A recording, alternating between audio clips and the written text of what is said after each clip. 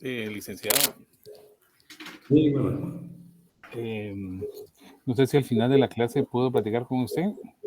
Fíjate que como tengo clase después, hombre. Bueno, es que le hablo rápido. Es que yo estuve la semana pasada, estuve de viaje y regresé el lunes y me fue imposible presentar el cuestionario que usted solicitó. Bueno, presentar. Solo que para ponerte a apoyar, vas a tener que hacer 10 preguntas de lo que veremos hoy. Ah, nítido. Excelente. Ok. Nítido. Gracias. ¿Y eso a quién se lo mando? Se lo mandarles a los coordinadores. Ah, ok. Vamos. Ok. Gracias. Bueno, jóvenes, vamos a iniciar la clase. Hoy vamos a ver el tema del salario. El salario, pues vamos a ver su etimología, clasificación, definición, medidas protectoras, cómo se fija el salario mínimo y el convenio 95, que prácticamente se lo vamos a dar para que usted lo pueda estudiar en la comunidad de su casa. La palabra salario se origina del latín salario, que significa la paga al soldado por año de servicio militar. La palabra sueldo se origina del latín solus, que significa la pieza moneda con la que se paga. Su definición en el artículo 1 del Convenio 95 de la Organización Internacional del Trabajo dice: salario significa la remuneración o ganancia, sea cual fuere su denominación o método de cálculo, siempre que pueda evaluarse en efectivo, fijada por acuerdo o por la legislación nacional y la debida por un empleador a un trabajador en virtud de un contrato individual de trabajo o de una relación de trabajo. En nuestro artículo 88 del Código de Trabajo encontramos una definición. Sueldo o salario es la retribución que el patrón no debe pagar al trabajador en virtud del cumplimiento de un contrato de trabajo o una relación laboral.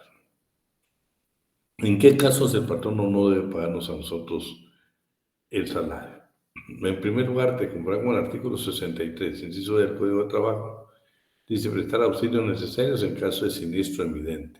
Si hay que quedarnos precisamente para colaborar el siniestro del riesgo, pues ahí no tienen por qué pagarnos todo ese tiempo, ni siquiera adicional, ni extraordinario, ni ordinario, ni extraordinario. ¿En qué otros casos? En el 121, segundo párrafo del Código de Trabajo, dice, cuando ocupemos horas extras para solucionar nuestros propios errores. Ahí tampoco el patrón no tiene obligación de poderlo hacer.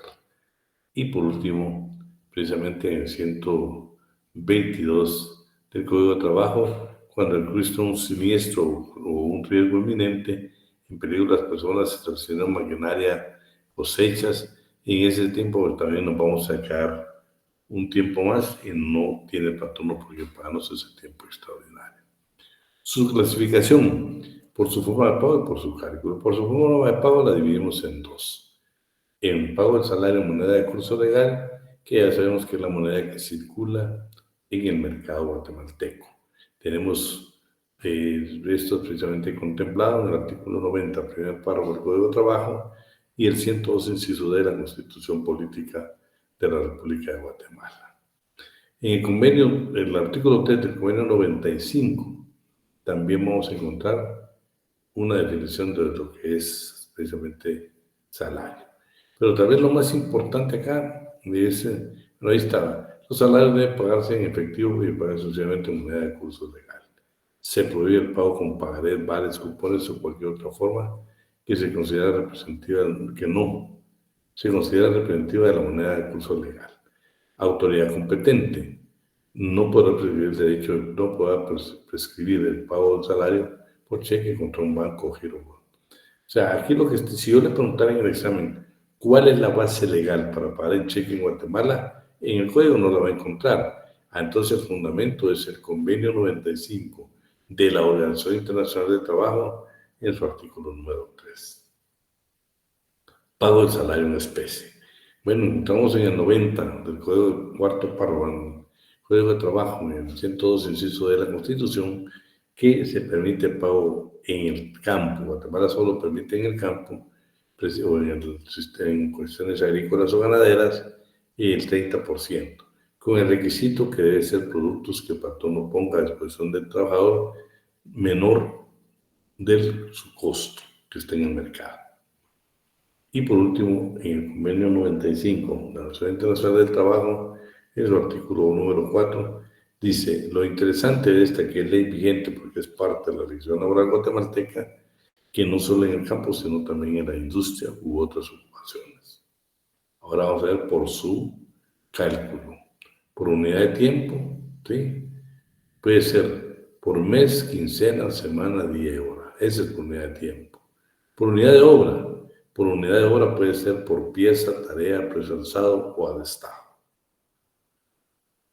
Por participación. Bueno, por participación en utilidades, ventas, cobros que haría el patrono. Pero en ningún caso el trabajador deberá asumir los riesgos de las pérdidas.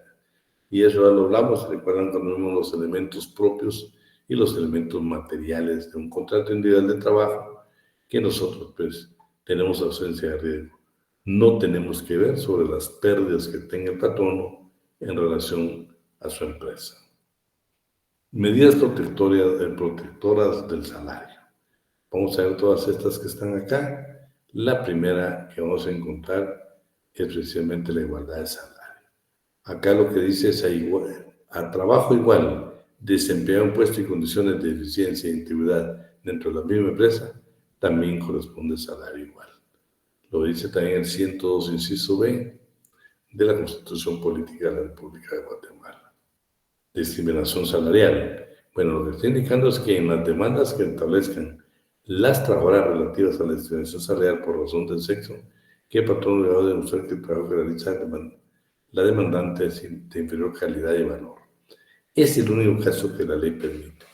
Como discriminación salarial, si se quiere discriminar a la mujer que ejecuta un trabajo similar al del hombre, pues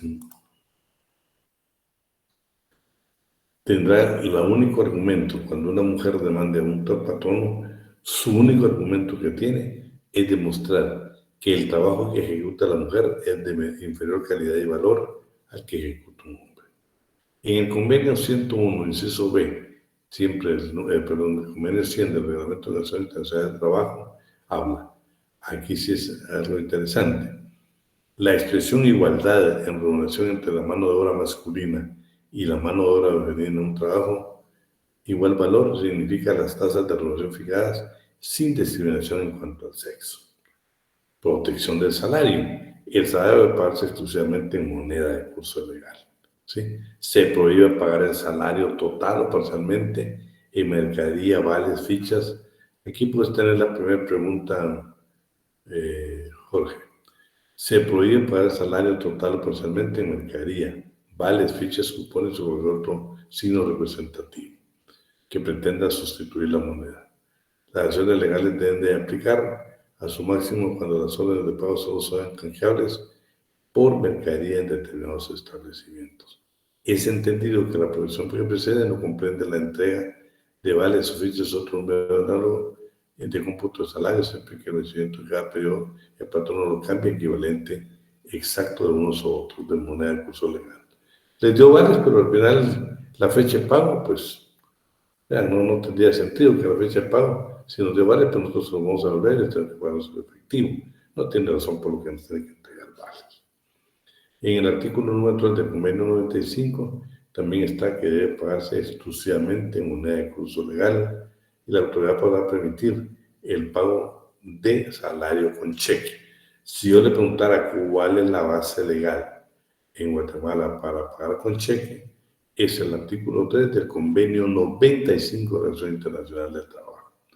El convenio número 100 también habla de que cualquier sistema para la organización de la organización establecido, reconocido por el este principio dice de aplicar por medio de la legislación nacional. Lo que está indicando acá es de que debe ser siempre con moneda de curso legal. Y moneda de curso legal es la que circula en el sistema financiero en Guatemala. Hemos hablado pues, de unas monedas extranjeras que no es un circulante en Guatemala, por lo tanto no se considera moneda de curso legal. Hablamos directamente nosotros del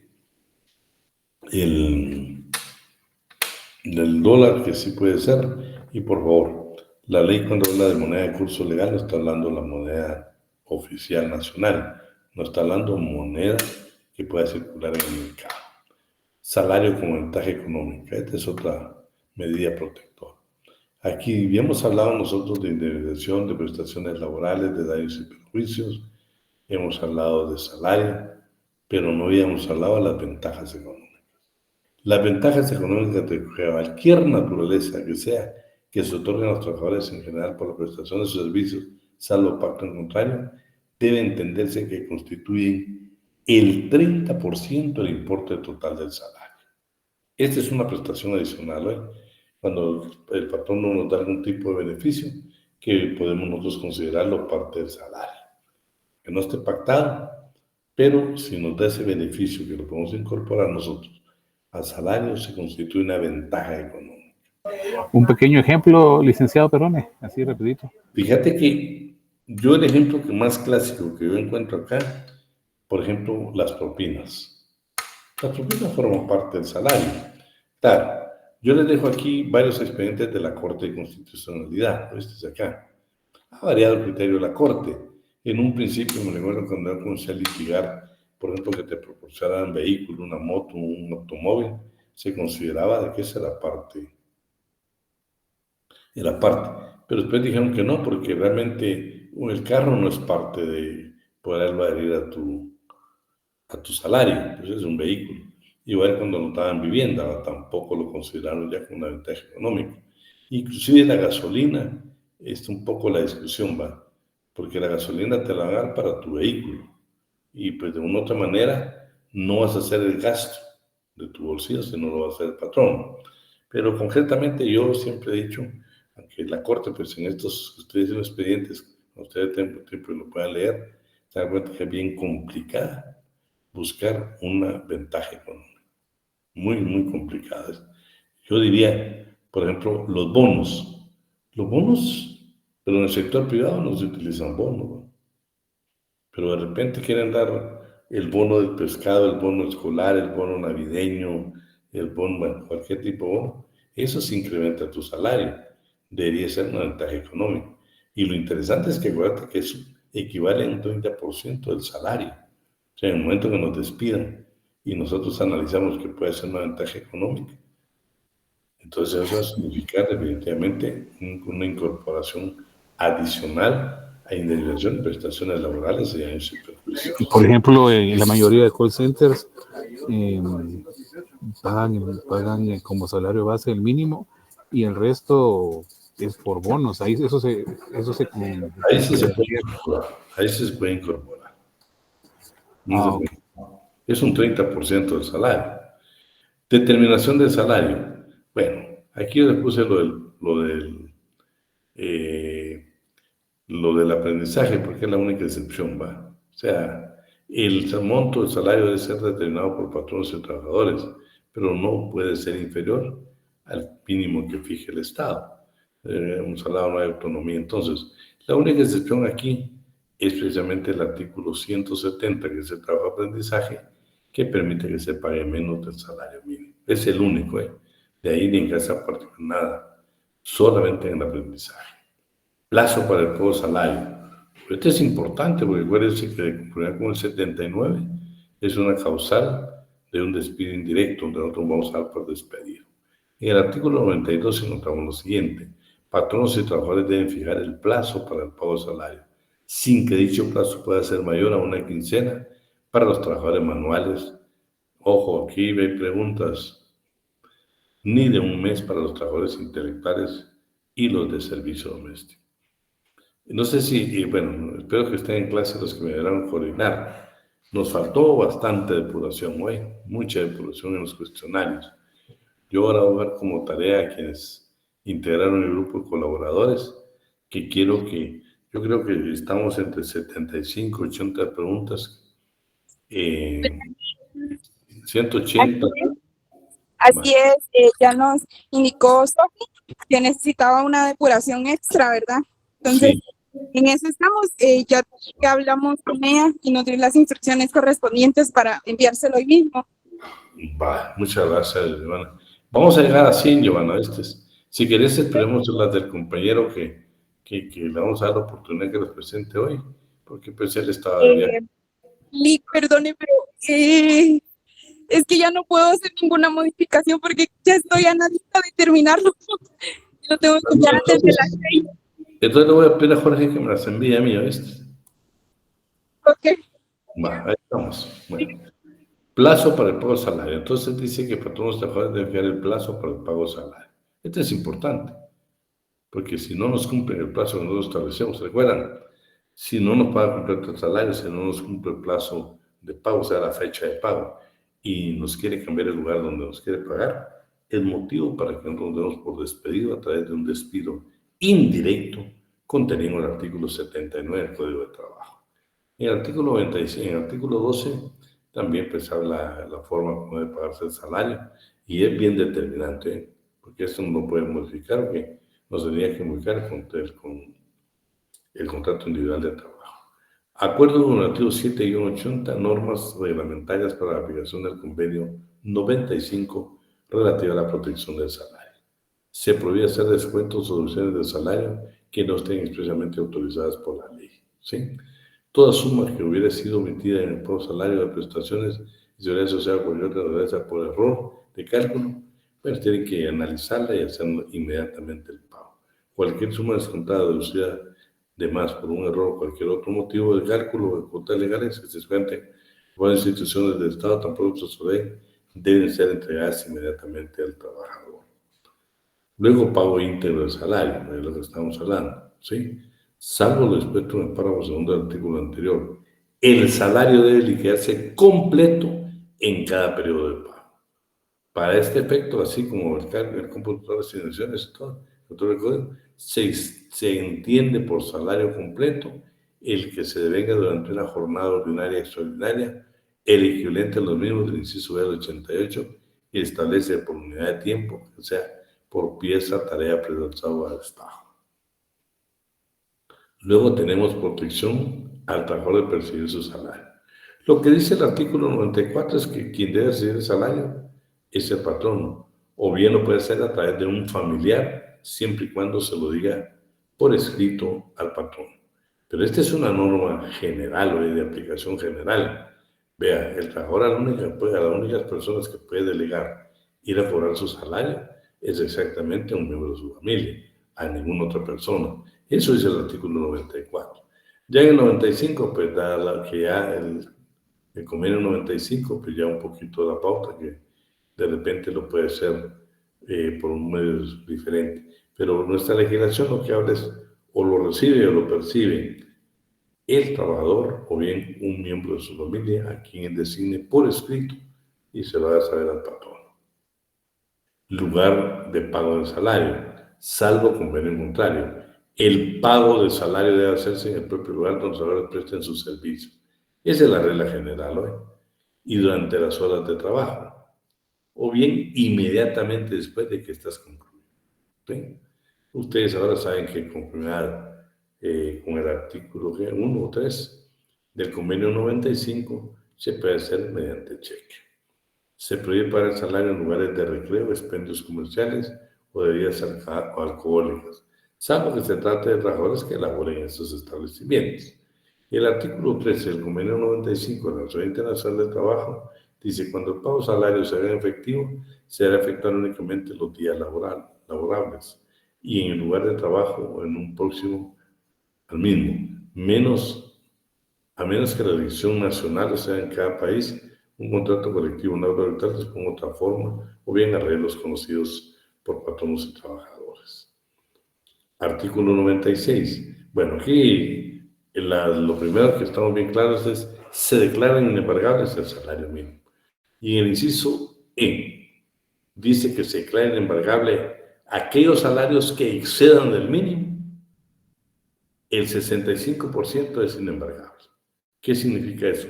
Que únicamente el 35% de nuestro salario puede ser embargado. ¿Sí?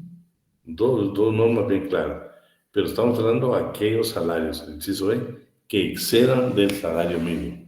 Porque el inciso E es claro, son inembargables los salarios mínimos. Yo diría los que excedan del salario mínimo pueden ser embargados en un 35%. Pero como estamos hablando de lo que es lo que protege, está protegiendo el salario mínimo y está protegiendo el 65% del salario que esos son inembargables.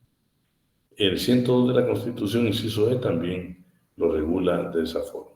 El convenio 95 de la Organización Internacional del Trabajo también. Y miren, el salario no podrá embargarse, cederse sino en una forma y dentro de los límites fijados por la legislación.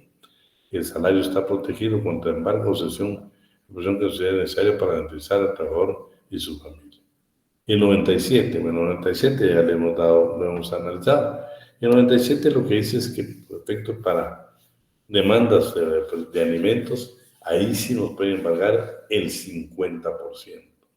Y también habla, pues, que en caso que nosotros ya tenemos un embargo, por ejemplo, de familia de un 50%, dice, podrá embargarse hasta un 10% más para satisfacer las demás obligaciones. O sea, un 10% más. Después de que ya nos fijaron una pensión del 50% en familia. Bueno, los instrumentos y las herramientas son inembargables, salvo que pues usted le deba al lugar donde las compró, porque usted no tiene nada que ver con lo laboral, sino que es una acción netamente mercantil. Usted los pidió al crédito, si no paga, pues es normal, debo como prenda los instrumentos que cobró y ahí se procede. Pero en materia laboral no procede el embargo de ninguna clase de instrumento, herramientas útiles para el trabajador. Anticipos, así se permiten. Pase legal, artículo 99. Los anticipos que haya el patrón al trabajador por cuenta de salarios en ningún caso deben devengar interés. La norma es que no deben interés. Si deben interés, pues ya no es un anticipo, ya es un mutuo que está haciendo usted, un préstamo que está haciendo el patrón al trabajador. Y las deudas, lo que dice este artículo es de que deben de pagarse en 5 periodos. Lo dice así, que en un mínimo de 5 periodos de pago, o sea, o salvo que voluntariamente el patrón no quiera pagar.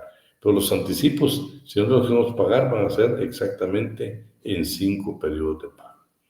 El artículo 98 del convenio 95 de la OIT también habla claro que los descuentos de salarios solamente deben permitirse de acuerdo con las acciones y condiciones que fija la ley.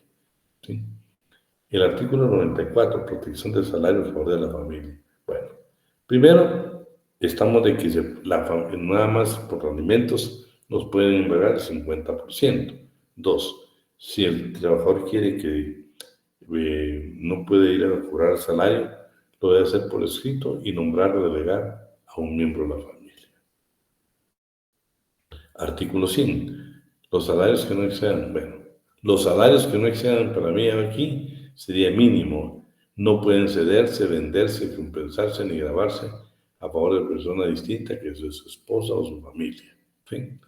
Ese sería el complemento del artículo 90. Claro, que habla los salarios que no excedan de 100 quetzales. No, pero eso hay que modificarlo. Ya se imagina que ahorita no tenemos un solo salario que sea de 100 quetzales. Protección del salario y privilegios. ¿Qué es lo que dice esta norma? Los créditos de salario no pagados o las indemnizaciones en dinero a los trabajadores que tengan derecho en concepto de terminación de sus contratos de trabajo gozan en virtud de su carácter alimenticio. Por eso siempre creo la norma, que para mí el salario tiene carácter alimenticio. Su base legal, el artículo 101, primer párrafo, de los siguientes privilegios. Una vez que unos u otros hayan sido reconocidos, el requisito por un juzgado de trabajo y previsión social.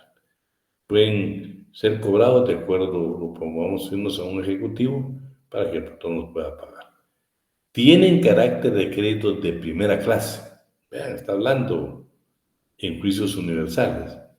Y dentro de estos gozan de la preferencia absoluta sobre cualquier otro. Vean, el salario tiene carácter de crédito de primera clase y va a tener una preferencia absoluta sobre cualquier otra condición.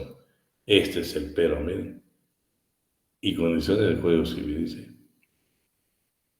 cualquiera es otro, excepto, o sea, hay una excepción, los que se originen de acuerdo con los términos y condiciones del Código Civil sobre acreedores de primera clase y en gastos judiciales comunes y conservación. ¿En qué casos? Pues no va a tener privilegio. Bueno, yo la primera en gastos judiciales podría ser, pero sobre otros acreedores, pues no estamos diciendo de que nosotros los trabajadores, según este código, su primera parte, dice que nosotros tenemos precisamente esa preferencia de que somos el crédito que nos deben por salario, es crédito de primera clase. Bueno, aquí honestamente le digo, la discusión que en los juzgados de orden civiles que embargan de acuerdo a una norma que puede existir en otra disposición y no en el Código de Trabajo. Indubio pro operario. Aplicamos la primera parte del inciso B. Y dice que, claro, entre pagarnos a nosotros nuestro salario que no fue pagado, dice que, pero primero, gastos de conservación en los bienes concursados, gastos de entierro de autor, gastos individuales para la construcción de inmuebles. O sea, si hay esa necesidad de hacer eso, entonces deja de ser primera clase. Pero la regla general es que deberíamos ser de primera clase. En el convenio 95 de la Organización Internacional del Trabajo, en su artículo 11, dice, en caso de quiebra o liquidación judicial de una empresa, los trabajadores empleados en la misma deberán ser considerados como trabajadores preferentes en lo que respecta a los salarios que se les deban por los servicios prestados durante el periodo anterior a la quiebra, que será determinado por la legislación, en este caso guatemalteca. El salario que constituye un crédito preferente se deberá pagar íntegramente antes de los acreedores ordinarios para reclamar parte del activo que le corresponde. Por eso quienes vivieron o viven en el sector de la zona 6, se recuerdan que por la zona 2 estaba la famosa empresa Peter Pan. En los portones ustedes, no sé si ya lo quitarían, pero por años estuvo ahí. Esta propiedad pertenece, la empresa se quebró, y ellos tenían precisamente haciendo uso de este derecho que les otorga lo que estamos leyendo ahorita, la legislación laboral, ya sea el Código de Trabajo o bien el Convenio 95 de la Organización Internacional de Trabajo, y tenía fruto. Esta propiedad pertenece a los trabajadores de la empresa. Juicio o proceso número tal y hasta el número juzgado. Estaban ellos precisamente porque la legislación quería favorecer a algunos bancos que estos señores de la Peter Pan tenían deudas, pero los trabajadores, en base a estas disposiciones legales que nosotros tomaron posesión, y ellos ahí pues en el portón, no sé si todavía lo tienen, pero por años de años pasó a ser otro, no sabemos cómo terminó el fin, pero haciendo válido de que una corte de constitucionalidad ha resuelto favorables, es sumamente importante. Solo dame un minutillo nada más, quiero terminar esta parte. Pago por interrupción de labor imputable al patrón, por supuesto. Nosotros podemos estar sin hacer nada en la empresa, pero si es por falta de materia prima imputable al patrón o cualquier otra circunstancia imputable al patrón, no debe pagar nuestro salario. Salario no descontarse por concepto de multa, no se puede para ustedes. Se prohíbe descontar suma alguna del salario a los trabajadores en concepto de multa. No se puede, la ley no lo permite. Yo no estoy de acuerdo y eso, pues con este artículo lo indicamos de una vez. Se recuerda que hay empresas que si usted falta el lunes, dice, bueno, te vamos a descontar el séptimo o el domingo, así el domingo el día que descansa. Eso no lo dice la ley. La ley, pues, sencillamente el día que usted no llegó, se lo van a descontar. Y ya quedamos que en las vacaciones si ya se los pagaron. Y si no les pagan, acuérdense que como está suspendido el contrato de trabajo, el patrón no tiene derecho a sumarlo dentro de la terminación del contrato de trabajo al fijar el periodo de la relación de trabajo. Planillas y libros de salario. Lo que dice el 111 es que si la empresa tiene más de 10 trabajadores, debe ser un libro de salarios. ¿Quién lo autoriza? La Dirección General de Trabajo. Mira, esas son buenas preguntas, mi amigo, para vos que te faltaron. Aquí hay dos. Más de 10 trabajadores deben llevar el libro de salarios. ¿Quién lo autoriza? La Dirección General de Trabajo. Pero si esta norma todavía dice, pero si el patrón permanentemente ocupa 3 o más trabajadores, sin llegar al límite de 10, lo que da son planillas del Instituto Guatemalteco de Seguridad Social. Pero como hoy sabemos nosotros que el instituto, con un trabajador que tengamos, es obligación de inscribirlo en el régimen de seguridad social.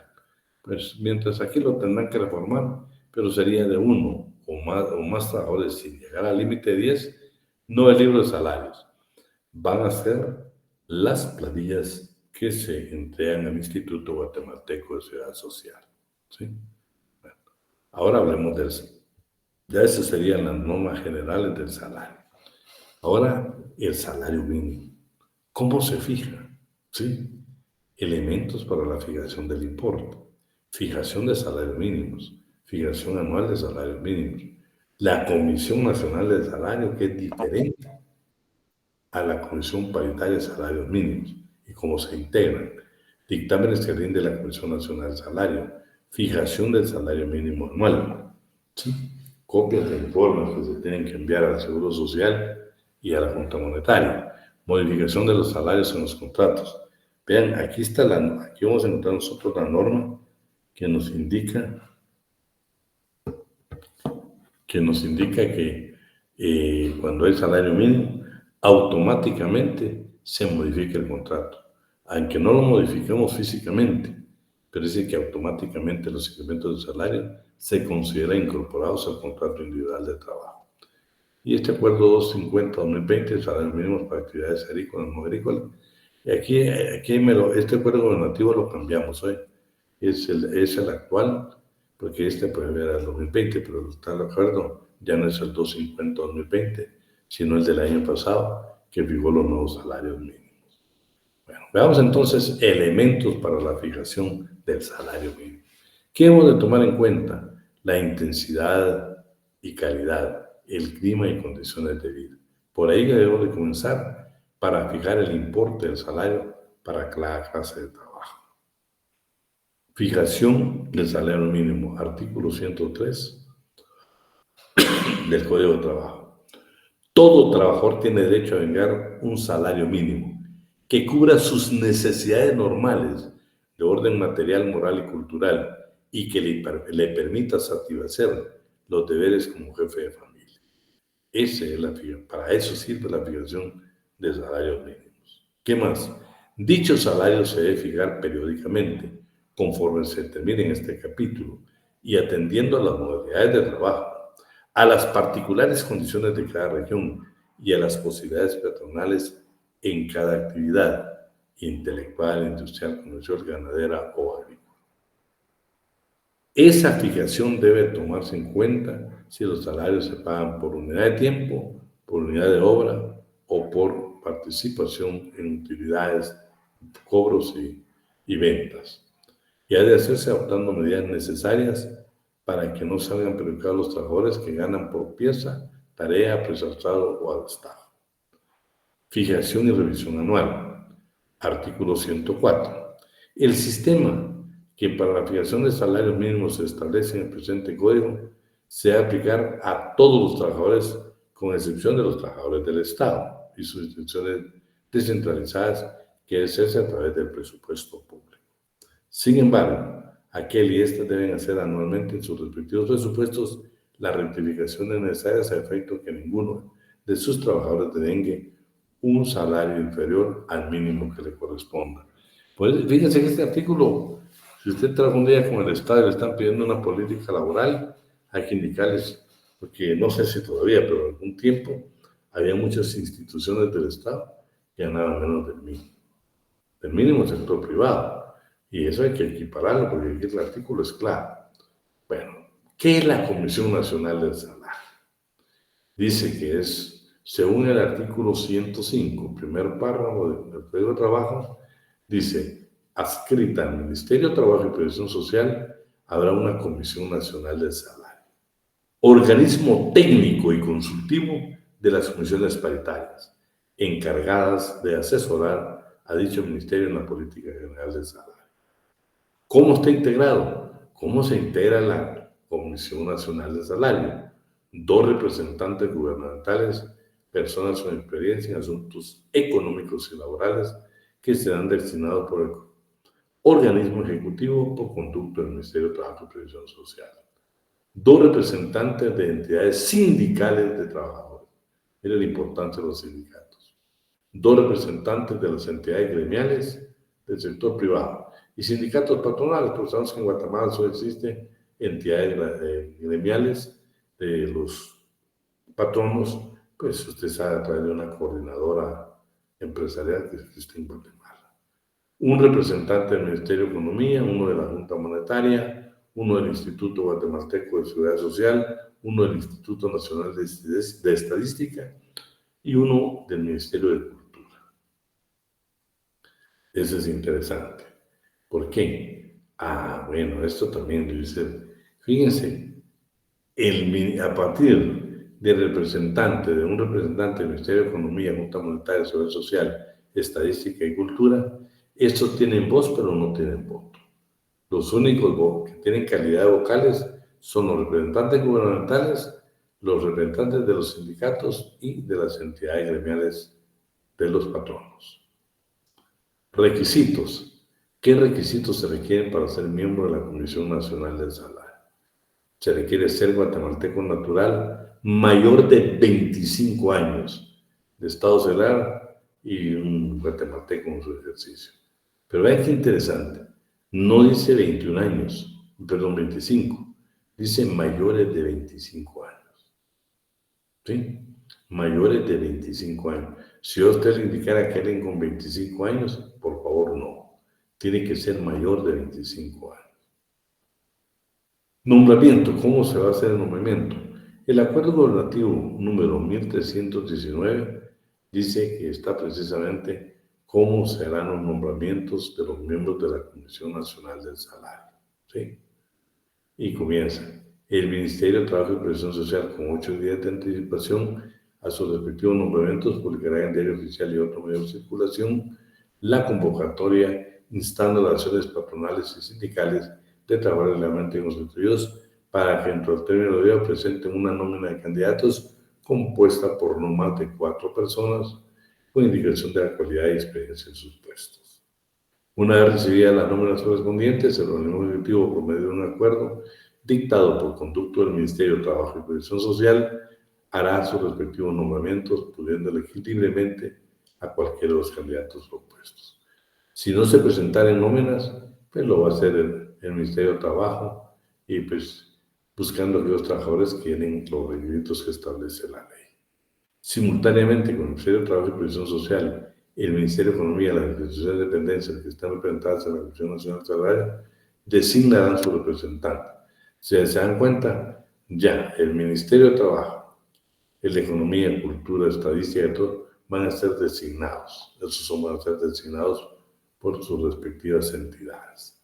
Comisión Paritaria del Salario Mínimo. El primer párrafo haremos lectura. En cada departamento, en cada circunscripción económica que determine el objetivo mediante, bueno, solo vamos a dar entrada a Alan que quiere. Bueno, para que no esté hablando solo yo, quiero que me apoyen ahí. No sé quién me puede apoyar ahí con la lectura. Sí, licenciada. En cada departamento o en cada circunscripción económica que determine el organismo ejecutivo mediante acuerdo emanado por conducto del Ministerio de Trabajo y Previsión Social, debe haber una comisión paritaria de salarios mínimos integrada por 2 patronos e igual número de trabajadores, sindicalizados y por un inspector de trabajo a cuyo cargo corre la presencia de la misma. Artículo 1. Acuerdo gubernativo número 177-94. Las comisiones paritarias de los salarios mínimos para actividades agrícolas y no agrícolas estarán integradas por 5 patronos e igual número de trabajadores sindicalizados y por un inspector de trabajo a cuyo cargo correrá la presidencia de cada comisión. ¿Prosigo? Sí, por favor. Además, el organismo ejecutivo, mediante acuerdo emanado por el conducto expresado, puede crear comisiones paritarias de salarios mínimos para cada actividad intelectual, industrial, comercial, ganadera o agrícola, con jurisdicción en todo el país o en parte de él, y también para empresas determinadas que comprueben tener actividades en diversos departamentos o circunscripciones económicas y un número de trabajadores no menor de 1,000, en cuyo caso la jurisdicción de las comisiones se limitará a la empresa en la que se trate. Igualmente, queda facultado al organismo ejecutivo para aumentar el número de patronos y de trabajadores que han de integrar una o varias comisiones paritarias de salarios mínimos, siempre que la importancia del contenido de estas así lo exija. El organismo ejecutivo, por conducto del Ministerio de Trabajo y Previsión Social, mediante acuerdo, dictará el reglamento que regule la organización y el funcionamiento de la Comisión Nacional del Salario y las comisiones paritarias del salario mínimo. Lo interesante es que tenemos que distinguir entre la Comisión del Salario y las comisiones paritarias. En concreto, en las comisiones paritarias solo hay 2 representantes de trabajadores, 2 de patronos y un inspector, ¿sí? Y el inspector es quien la va a presidir.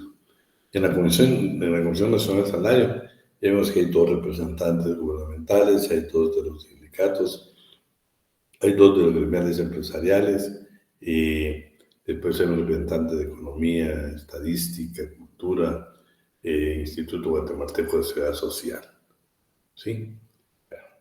Requisitos para ser miembro de la Comisión Paritaria de Salario Mínimo. La primera, por supuesto, ser guatemalteco y estar en pleno uso de nuestros derechos, nuestros ejercicios civiles. Tener más de 21 años. Fíjense que a veces en el examen yo pregunto que don Aldo Arévalo tiene 20 años de edad. ¿Puede o no puede ser miembro de la Comisión Paritaria de Salario Mínimo? No puede, porque dice más de 21 años. O sea, tiene que ser 22 o 21 años un mes, pero 21 exactamente. No puede ser miembro de la Comisión Paritaria de Salario Mínimo. Tampoco los que son funcionarios públicos lo pueden ser. Tener buenos antecedentes de conducta y haber sido sentenciado dentro de los 3 años anteriores a su nombramiento por violación de leyes laborales, de trabajo, previsión social. Duración en el cargo. Bueno, duran en su cargo 2 años únicamente. Eso es en concreto. Pero para que nos quede grabado, ¿me haces favor de darle lectura al artículo 107 que está en pantalla?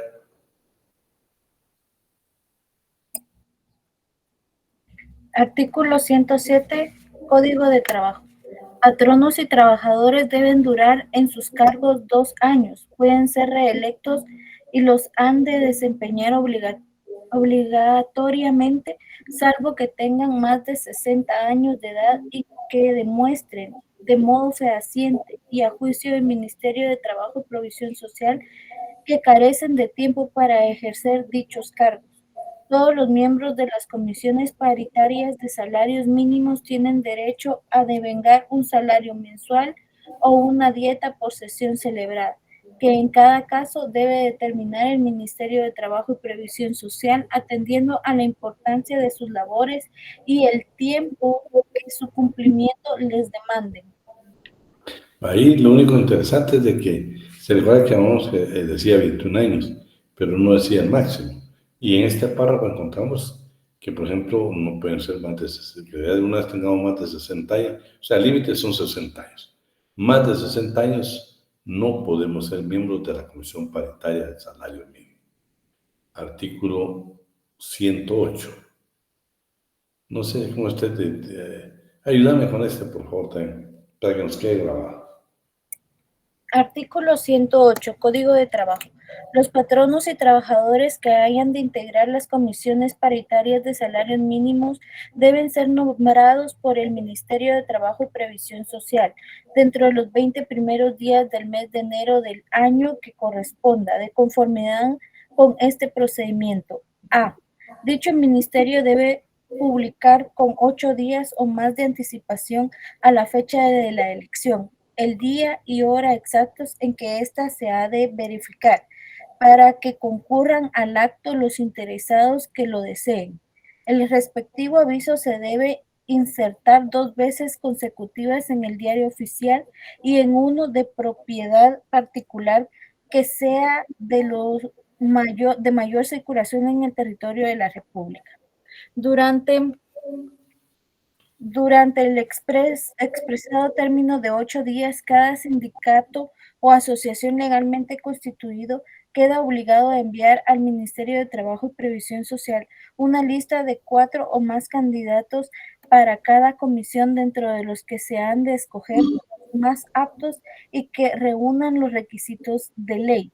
En caso de que ninguno llene dichas condiciones, el ministerio debe elegir libremente a quienes sí las satisfagan y las elecciones de los representantes de los trabajadores deben hacerse entre los miembros de los comités ejecutivos de todos los sindicatos de trabajadores legalmente constituidos en cada departamento o circunscripción económica o, en su caso, en cada actividad económica o empresa de que se trate, siempre que dichos miembros reúnan los requisitos de ley. En caso de que no haya sindicatos, el ministerio debe elegir libremente a los trabajadores que reúnan los mencionados requisitos. Una vez que se hayan escogido los miembros de cada comisión, se debe proceder a nombrarlos mediante el acuerdo de ley. Bueno, este es todo el procedimiento para nombrar a los miembros de las comisiones paritarias del salario mínimo. ¿Quiénes la integran? 2 representantes de patrono, 2 representantes de trabajador y un inspector. ¿Quién la preside? El inspector de trabajo, ¿sí? Ahora el quórum. Artículo 109 del Código de Trabajo. La mitad más uno de los miembros de una comisión forman el quórum legal para su funcionamiento. Toda convocatoria debe hacerse por escrito con 3 días de anticipación. El presidente de la comisión sea por su propia iniciativa o a solicitud de los miembros de la misma. Atribuciones. Esto es interesante. ¿Qué atribuciones tiene? Son atribuciones de las comisiones paritarias del salario mínimo, precisar en forma razonada los salarios mínimos para cada una de ellas. Recomiende para su jurisdicción inmemorial que sea dirigido a la Comisión Nacional del Salario. Dicho informe debe ir suscrito por todos los miembros de la comisión, aunque alguno de estos salvaren su voto. En este último caso, el memorial debe ir acompañado de los respectivos votos razonados. Velar porque los acuerdos que fijan el salario mínimo en sus diferentes jurisdicciones sean efectivamente acatados y denunciar las violaciones que se cometan ante las autoridades de trabajo. Conocer toda solicitud de revisión que se formula durante la vigencia del acuerdo que fije el salario mínimo, siempre que venga suscrita por no menos de 10 patronos o de 25 trabajadores de la misma actividad industrial, agrícola, ganadera o comercial, para lo que se pida dicha modificación. Si el número de patronos no llega a 10, la autoridad debe ir suscrita por todos los que participen, ¿sí? Estas entonces son las atribuciones que tiene la Comisión Nacional del Salario. Miren, importante. La comisión debe de tener sus insumos y se va a hacer valer directamente de los censos que tenga la Dirección General de Estadística. Dice el artículo 111. Las comisiones paritarias del salario mínimo deben tomar en cuenta, para mejor llenar su cometido, las encuestas que sobre el costo de la vida levante la Dirección General de Estadística. Todos los demás datos que puedan encontrarse relativos a su jurisdicción sobre el precio de la vivienda, el vestido, el de las sustancias alimenticias de primera necesidad que consuman los trabajadores, así sobre las posibilidades patronales, las facilidades que los patrones proporcionan a los trabajadores en lo relativo a habitación, tierra para cultivo, leña y demás prestaciones que disminuyan el costo de vida de estos. Igualmente, las comisiones pueden requerir de cualquier entidad o institución pública la ayuda o los informes que necesiten y las empresas particulares están obligadas a suministrar los datos que les pidan con las limitaciones que establece la ley de orden común. Lo interesante de todo esto es de que el salario mínimo entonces no es un antojo, no es una propuesta empírica, no, es una propuesta que está integrada por representantes de patronos y trabajadores que, por cierto, como regla general, usted sabe que nunca el sector empresarial va a estar dispuesto a incrementar. Interesante lo que pasó, yo les digo, el año pasado, que se modificó el salario mínimo en el departamento de Guatemala y en otros departamentos. Pero lo valioso de todo esto es de que al final, pues a pesar de que yo en lo personal no estaría de acuerdo con ese famoso salario mínimo diferenciado, porque no hay trabajadores de campo, no hay trabajadores de municipios y capitalinos, urbanos o rurales, no. Trabajo es trabajo.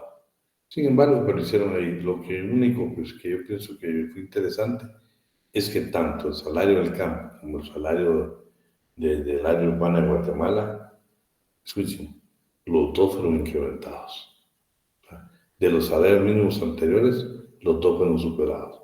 Pero no deberíamos de tener nosotros, precisamente, trabajadores de primera y segunda clase. Dictamen que rinde la Comisión Nacional del Salario.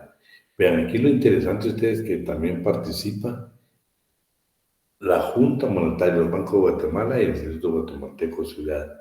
Se les pide dar su opinión. Claro, no es una opinión que si no le llevan a cabo entre los plazos que establece la ley, pues de todos modos el Ejecutivo, a través del Ministerio de Trabajo, tiene que emitir el salario mínimo que va a regir, por ejemplo, para el próximo año, para el 2026. ¿Sí? Y si no lo hace, pues por lo menos siguen aplicando el que está actualmente. Si no se llegara a un acuerdo, o el Ejecutivo decidiera dejarlo como está. Veamos qué dice el artículo 112. La Comisión Nacional del Salario, una vez que reciba los informes de todas las funciones, debe rendir al Ministerio de Trabajo y Previsión Social el dictamen razonado que corresponda dentro de los 15 días siguientes que recibió dicho informe, en que debe armonizar los salarios mínimos para actividades y circunscripciones económicas en todo el país hasta donde sea posible.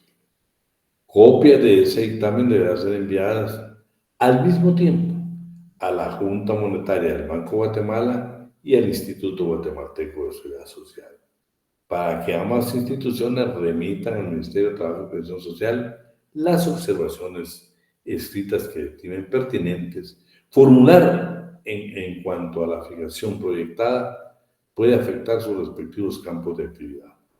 Tanto el Banco de Guatemala como el Instituto deben remitir sus observaciones dentro de un plazo no mayor de 30 días.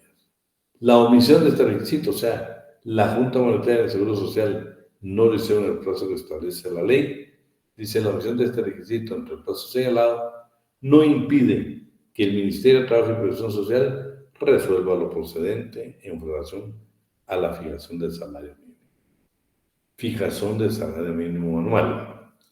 El organismo ejecutivo, artículo 113 del Código de Trabajo, con vista de los mencionados informes y dictámenes, debe fijar anualmente, mediante acuerdos emanados por conducto del Ministerio de Trabajo y Previsión Social, los salarios mínimos que han de regir para toda actividad de empresa de circunscripción económica.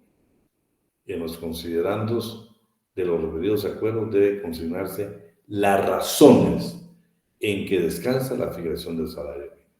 Tienen que explicar por qué. La copia de los informes, ¿sí? En caso del inciso C del artículo 110 de este código, se deben observar los mismos trámites anteriores, pero las comisiones deben enviar sus informes a la Comisión Nacional del Salario Mínimo dentro de los 30 días siguientes a la presentación de la solicitud que dé origen a dicha comisión. Debe presentar un dictamen razonado por el Ministerio de Trabajo y Previsión Social con copias a la Junta Monetaria del Banco de Guatemala y al Instituto Guatemalteco de Seguridad Social dentro de los 15 días. Y nuevamente los informes, si no los tienen, pues si el Seguro Social y la Junta Monetaria no expresan su informe, de todos modos tiene que tomarse la decisión por conducto del Ejecutivo, por conducto del Ministerio de Trabajo y Previsión Social, fijar el salario mínimo anual. Este es interesante, miren. Artículo 115 del Código de Trabajo. La fijación del salario mínimo modifica automáticamente los contratos individuales de trabajo. Vean qué interesante. Significa que si Abigail en el 2020 era determinado salario mínimo y ahora nunca le modificaron su contrato, ¿sí? Automáticamente se entiende que el contrato de Abigail también ya automáticamente, ya el salario que ella pactó en el 2020, que era otro salario mínimo, automáticamente quedó sin efecto y automáticamente en el contrato está incorporado el salario mínimo actual. Eso es lo interesante acá, es que dice fijación del salario mínimo modifica automáticamente los contratos individuales de trabajo. Luego tenemos, es lo que decía yo al principio, hablamos de un acuerdo gubernativo del 2020, ¿no? En eso agreguen el 260-2024, que es el que actualmente está rigiendo, ¿sí? Y ahí tenemos salario mínimo para actividades agrícolas, salario mínimo para actividades no agrícolas y salario mínimo para la actividad exportadora y maquila que rigen en el departamento de Guatemala. Igual sucede con los otros departamentos.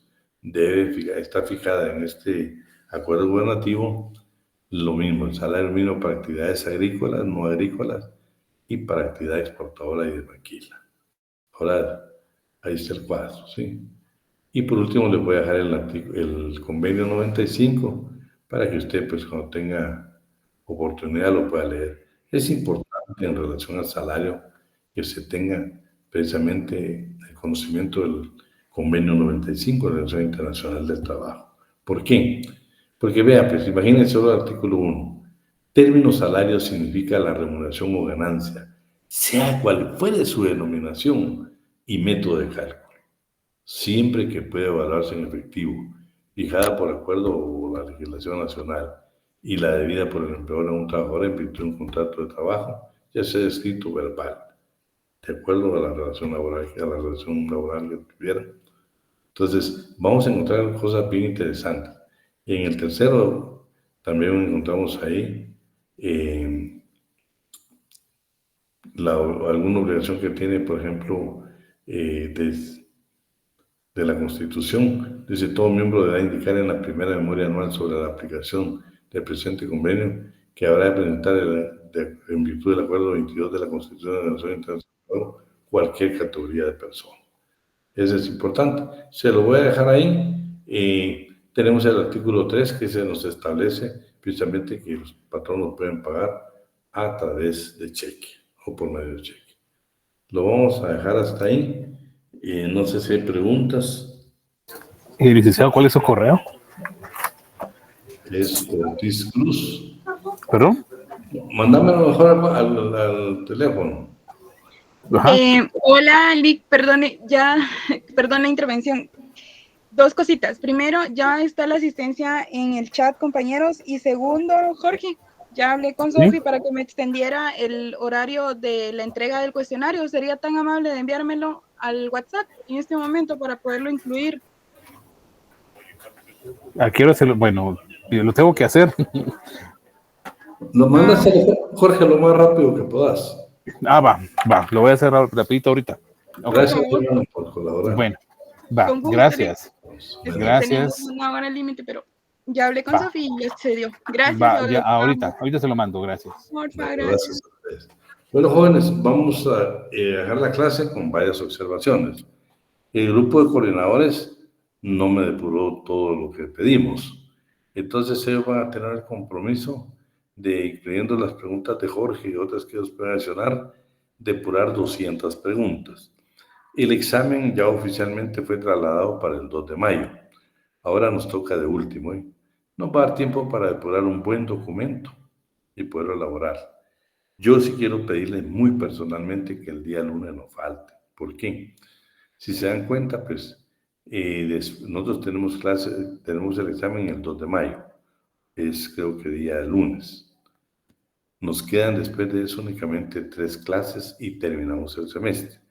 Yo personalmente, licenciado Alan, pues le pedí por a él que sí vamos a tratar de terminar el programa. Nos faltan temas bien especiales como la prescripción y los regímenes especiales. Miren, hemos hablado en la clase de las generalidades de ser trabajador de una empresa. Pero ¿qué pasa, por ejemplo, con las mujeres trabajadoras? ¿Qué pasa con los menores? ¿Qué pasa con el trabajador agrícola y ganadero? ¿Qué pasa con el aprendiz? ¿Qué pasa con la trabajadora de casa particular? ¿Qué pasa con los trabajadores del mar y las vías navegables? Con el del transporte. Esos son los regímenes especiales. Muchos de ellos no sujetos a las limitaciones de una jornada ordinaria y van a tener vicisitudes. se van a dar cuenta de que, por ejemplo, en el mar y las vías navegables nos habla otra modalidad de contratación que es por viaje. Nos vamos a dar cuenta que el contrato individual de trabajo en el trabajo del mar y las vías navegables tiene otro nombre, tiene otro nombre. Entonces, vean, me interesa muchísimo para definir nosotros de veras, en esos estudios de los regímenes especiales, vamos a ver qué pasa con el agro. ¿Qué pasa cuando al campesino le ayuda a la esposa y le ayuda a los hijos? ¿Qué calidad le da la ley? ¿Los considera colaboradores o los considera también trabajadores campesinos? ¿Qué pasa con el personal administrativo de las fincas, por ejemplo? ¿Cómo los considera la ley? Y de la mujer, no nos falta ver todavía cuántos días de permiso va a tener por un aborto. ¿Cuál es la finalidad, por ejemplo, de la lactancia materna? Eso yo quiero que lo veamos bien hoy. Pero está yo quiero que los estudiemos. Vienen cosas muy hermosas hoy. De los menores vamos a hablar un poco más. No, ya está compartido, ese ya se los enviamos. El material ya está en Classroom, la clase de hoy, que era la que iba a entrar hasta el examen, ¿va? Pero como ya fue modificado, entonces vamos a variar. Entonces les decía de que vamos a ver cosas bien importantes, ¿sí? Vamos a ver en qué caso de trabajo especial no procede la huelga, ¿sí? Es sumamente importante. Vamos a ver qué pasa. El lunes, por favor, va a ser sí, Jennifer. El lunes es clase virtual hoy, clase virtual. Por favor, haga un esfuerzo para estar con nosotros. Con Isabela nos emociona que usted quiera aprender con nosotros. Mire, Jorge estuvo de viaje y él, pues, ahí estaba haciendo la lucha, medio conectado los días que pudo y, pues, es normal. Nosotros teníamos que apoyarlo y gracias a Giovanna con su trabajo, porque realmente era imposible que lo pudiera elaborar, pero de eso se trata. Nosotros los vamos a apoyar a ustedes, pero queremos que estas 4 clases que nos quedan para terminar el semestre no se las pierdan. Fíjense que nos toca el lunes virtual, de ahí pues nos vemos hasta después de Semana Santa, ¿sí? Y no nos vamos a ver hasta el día del examen, pero ustedes saben que mientras estén los exámenes, pues no podemos impartir la cátedra, o posiblemente solo sea el lunes después de Semana Santa. Pero ya me di cuenta que después del 2 nos quedan 3 clases. Entonces, máximo 4 clases para terminar. Y sí me interesa que hay cosas que las íbamos aprendiendo juntos, hay cosas que nos emocionan. Yo siempre les quiero pedir a ustedes, en materia laboral, que nunca se les olvide el indubio pro operario. A veces tenemos duda, pero sin miedo, vayamos y planteamos lo que le corresponde aplicando el indubio pro operario al trabajador. Ya serán los jueces muchas veces o magistrados quienes le den la calificación o una interpretación correcta. Pero nosotros como abogados de los trabajadores debemos de plantear todo lo que necesita el trabajador y siempre justificándolo con el 106 de la Constitución. Todo lo que favorezca al trabajador. Vamos a dejar por ahí la clase y si Dios quiere, pues nos vemos el día lunes.